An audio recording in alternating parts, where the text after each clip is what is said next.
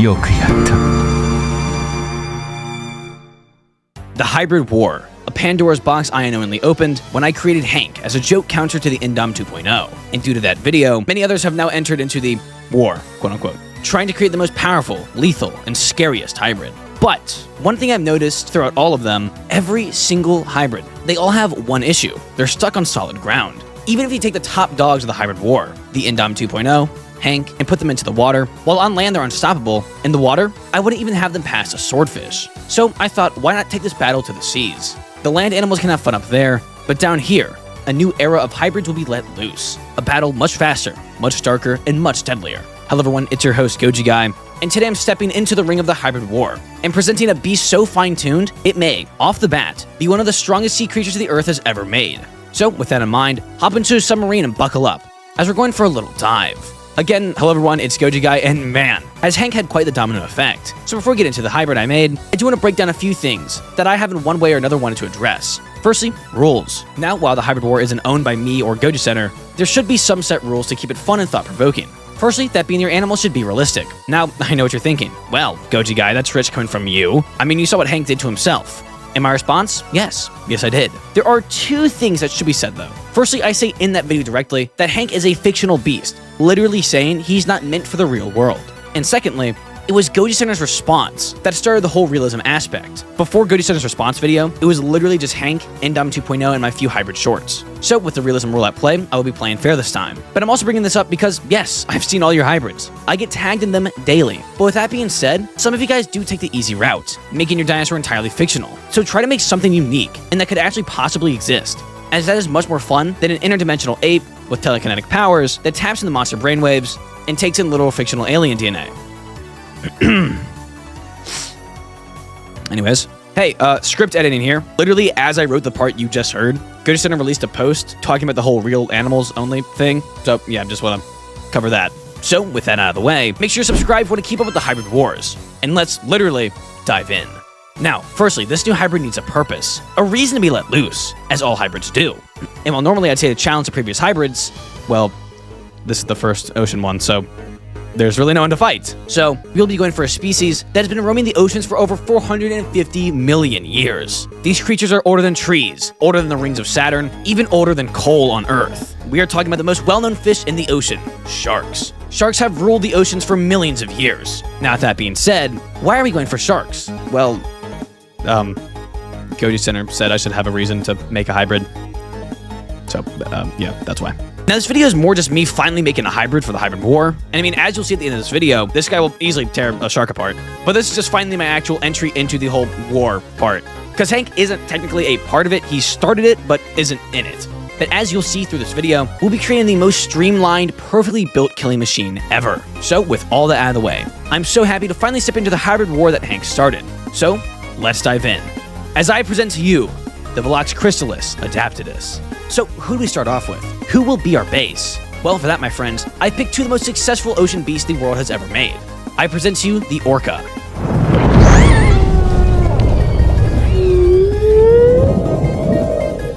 Along with the orca, we have the Tylosaurus.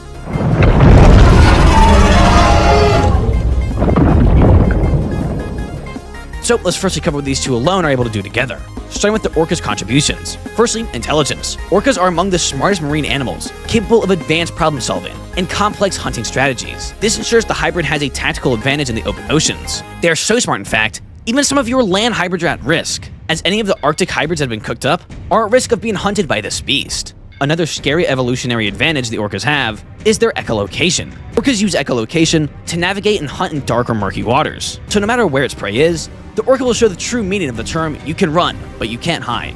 Another aspect the orca provides is hunting skills. And while this hybrid will be mostly a loner, she will still have the natural pack hunting skills of an orca, along with its hunting precision, making this hybrid an effective lone hunter in the waters. And finally, from the orcas, speed and agility. No duh. Orcas are fast. No, really, like really fast.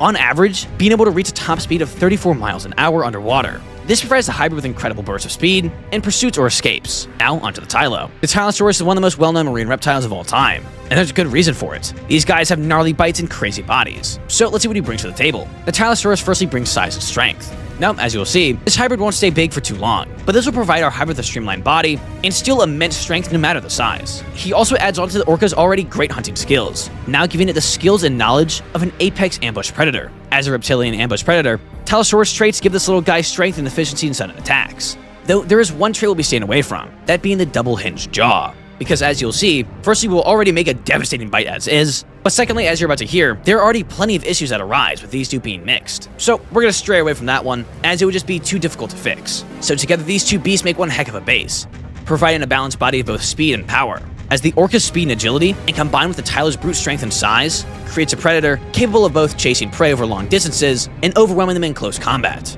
They also supply the hybrid with immense hunting versatility, as this hybrid can now excel in both ambush and active pursuit strategies, giving it the adaptability to dominate in various aquatic conditions. And finally, it would have an ego like no other. Having the intelligence of an orca paired with the intimidation and strength of a Tylo, this hybrid already dominates in the water. But that's not to say it's flawless, as, trust me, many issues already arise. So let's tackle those. Firstly, and arguably most importantly, energy efficiency. Both orcas and Tylosauruses are powerful predators, but they require high energy levels to maintain their size and speed. This means the hybrid would burn through energy quickly, limiting its endurance during prolonged hunts or resource-scarce environments. Another massive issue is its durability and defense. Orcas and Tylo skins aren't exactly resistant to attacks. Compared to other armored creatures, the hybrid will be vulnerable from sharp teeth or claws from rival predators. Another issue is versatility in aquatic conditions. Orcas prefer colder waters, while the Tylosaurus likely thrived in warm, tropical seas. This mismatch could make the hybrid less adaptable to drastic temperature changes. Another issue that arises is precision in hunting. While orcas and Tylos are excellent predators, they lack the certain specialized hunting tools, like extreme jaw sharpness or hyper agility for catching smaller, faster prey. And finally, surface vulnerability, as the top of his body would be exposed, making it more vulnerable to ambush from above. So, how can we fix these issues, while also amplifying this hybrid already? Well, first up is the saltwater crocodile.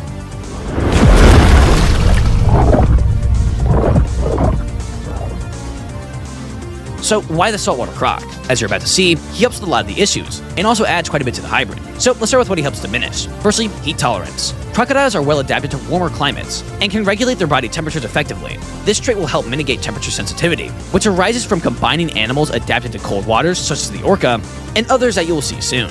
Another issue the saltwater croc helps is in the defense department. The croc's tough, scaly skin is highly resistant to bites, claws, and really any form of physical impact, giving the hybrid exceptional defense against attacks. This solves the lacking armor issue from the original. And finally, energy efficiency. Crocodiles are highly energy efficient predators, capable of going long periods without eating, while conserving energy in more intense hunts later. This helps the hybrid survive during long periods of time with scarce food availability. So if and when this little guy has to migrate and doesn't know how she'll get her own food, she'll be fine not eating for a while. Now into the things the croc boosts, the main one being ambush hunting skills. Saltwaters are well known for being masters in stealth and ambush, using bursts of immense strength to overwhelm and surprise their prey. This adds a new dimension to the hybrid's hunting strategy, making it effective at ambushing as well as chasing prey. And there's also three things the croc adds, those being bite, amphibiousness, and adaptability to water types. Firstly, the croc's bite is a major part of this hybrid's power. Crocodiles have one of the strongest bite forces in the animal kingdom, and this trait will enhance the hybrid's ability to crush prey or penetrate through tough armor. And trust me, with the teeth we'll give her later, no matter who you are, you will not enjoy a bite from this girl. Next up is amphibiousness. Crocodiles thrive in shallow waters, which means the hybrid gains an advantage in an environment where orcas and Tylosauruses would struggle, adding a new environment for the hybrid to thrive in. And finally, adaptability. Despite the name, saltwater crocs can actually live fine in fresh water. This is due to their specialized salt glands, which helps them excrete salt when in marine environments. So taking their glands and applying it to our hybrid, that means our hybrid can thrive in all sorts of waters, from cold and warm, to clear and murky, to even fresh and salt. There is nowhere that is safe from this fella. So the saltwater croc fixes the heat tolerance issue, defense, and energy efficiency. It also helps boost ambush skills, and adds a stronger bite, amphibiousness, and adaptability. Though, still, there are some issues that we need to cover. So next up on the roster, the Barracuda.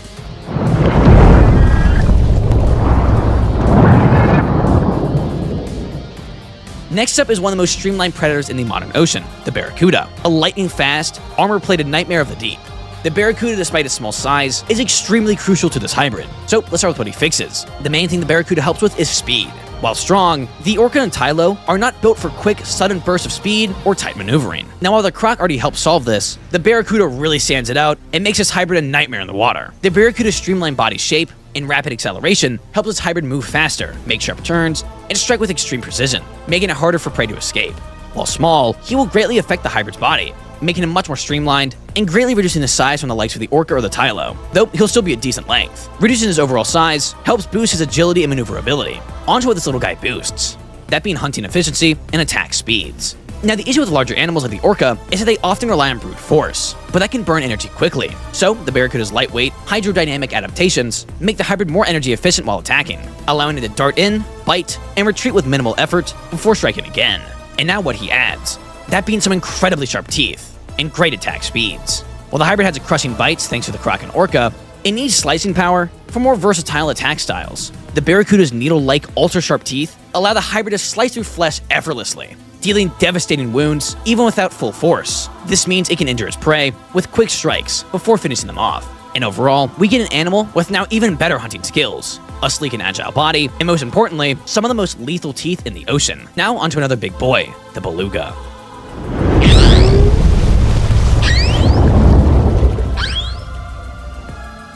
Now, I know, really good guy, a beluga? I mean, these guys are just goofy, and while, yes, they do look funny, their specialized abilities helps make this hybrid even more formidable than she already is. Firstly, versatility. While the orca does have echolocation, it isn't the best the ocean has to offer, as orcas and tylos mostly rely on sight and sound for hunting, which is pretty ineffective in deep, dark, or murky waters. The hybrid would struggle to locate prey in low visibility conditions or sense movement through the water. Solution? Well, the beluga is known for its echolocation skills, being one of, if not the best at it in the world. They're able to detect prey in complete darkness, can track fast-moving or hidden objects, and can sense movement from long distances. Now into what he boosts, that being adaptability to extreme environments, such as temperature and depth tolerance. Tylos were built for warm tropical waters, while orcas prefer colder conditions. Without adaptation, this hybrid could struggle to survive extreme temperature shifts. Its body might also lack buoyancy control, making it inefficient in different water depths. But luckily, the beluga's insulating blubber and cold resistance is going to help out. Belugas thrive in Arctic waters due to their thick blubber, which regulates body temperature and provides energy reserves. Adding beluga DNA gives this hybrid heat retention, allowing it to survive in icy waters while also functioning in warmer climates. And its blubber also improves buoyancy control, helping the hybrid adjust its position in the water without constantly expending energy. And lastly, it further adds intelligence. Having orca DNA as a base plus beluga will ensure this animal is very smart and plans out its moves carefully rather than attacking at random. So yeah, as you see, the beluga is a great addition. So overall, we have an insane beast. Mixing everything together, we have a super intelligent being.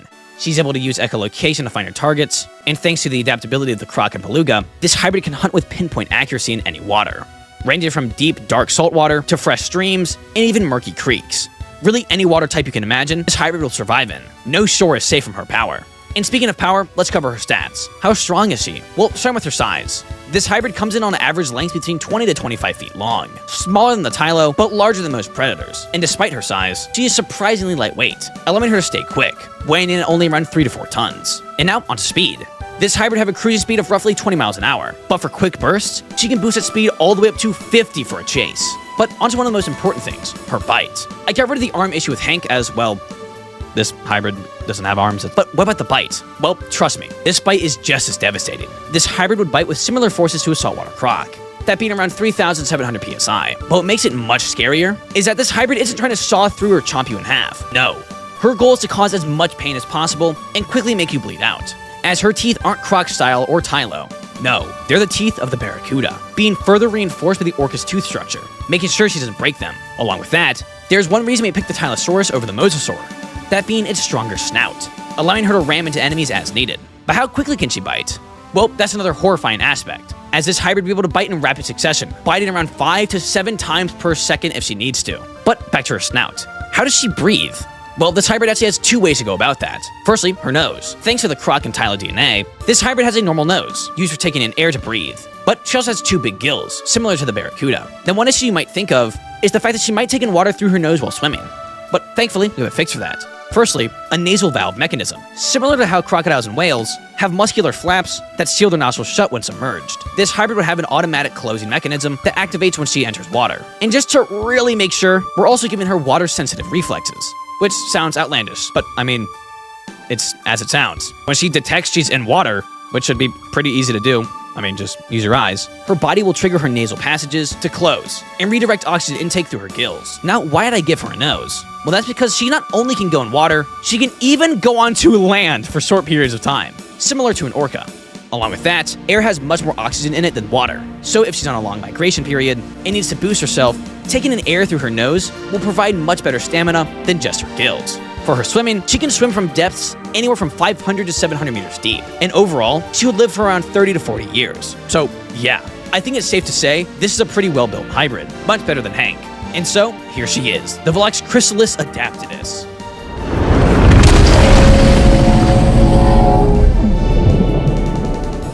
And yeah, there she is. But something's missing. She's almost too perfect. I know, that's a big claim. But I feel she's missing a flair to her. Hank's design was so iconic. She needs something too.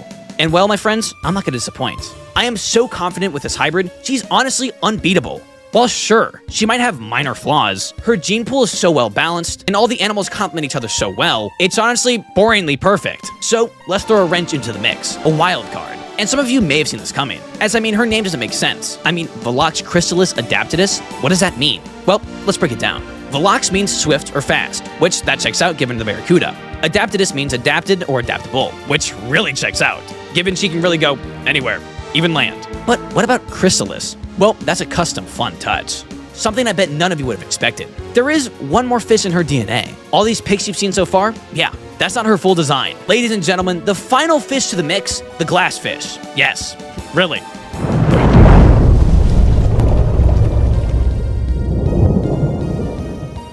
Oh, and did I say nerf her? Oh, whoops, sorry. I meant buff her by quite a bit. Now, the glassfish, as you could probably guess, is see-through. But what makes it see-through? Well, there are two different parts of his body.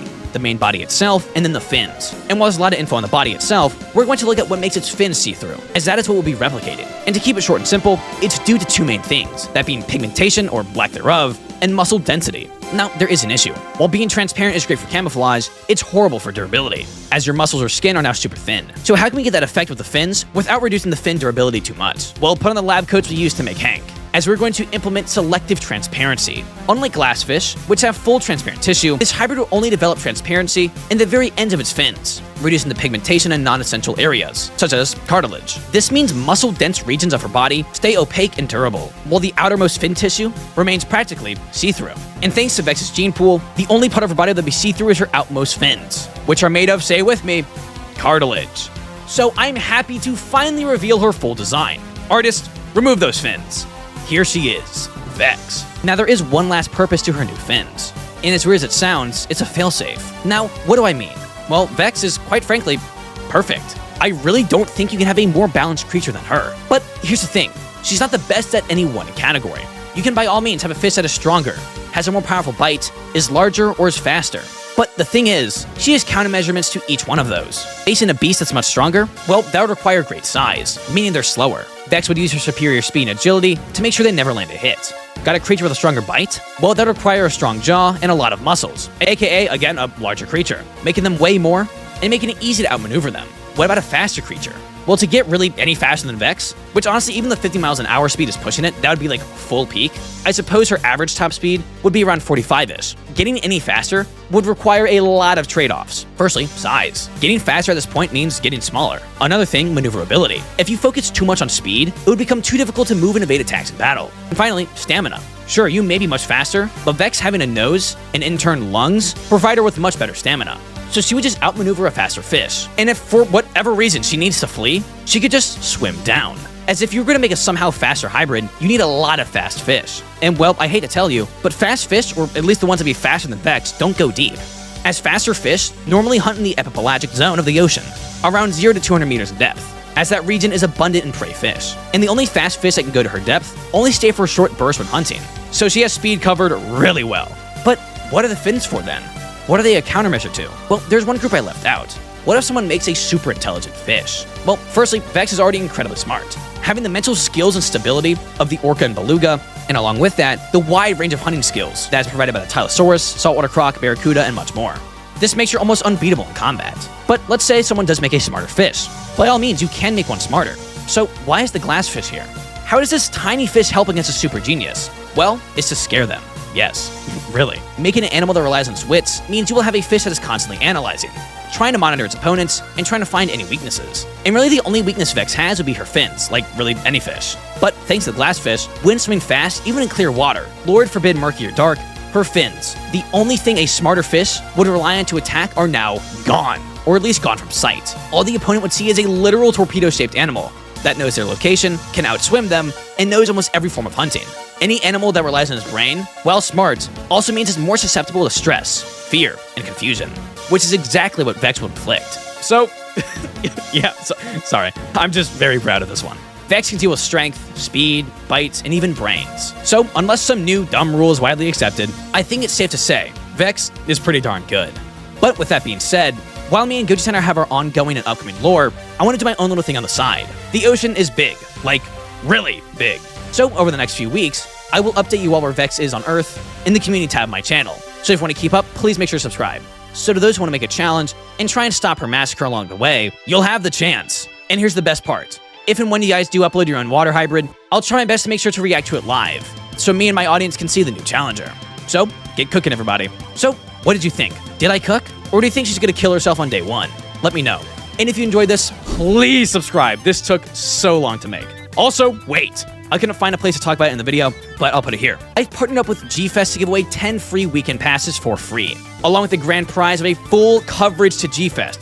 I'm talking plane ticket, hotel room, even spending money. So if you want a chance to win a ticket, there will be a Google form down below. We've already given away one of them, so you might be number 2. So go check it out. And with all that being said, thank you all so much for watching. And as always, keep collecting. Goji Guy out. See ya. Wait, what? You mean to tell me they made a fish and let the damn thing go? The hell do you expect us to do? We didn't plan for this. We don't even know what the thing is made of. Okay, listen, I don't care what Goji Industries is doing or what they plan to do with it. Just please, make sure that thing doesn't get near the island. Dude, really? What do you mean, what island? The one with the giant ape on it, you moron!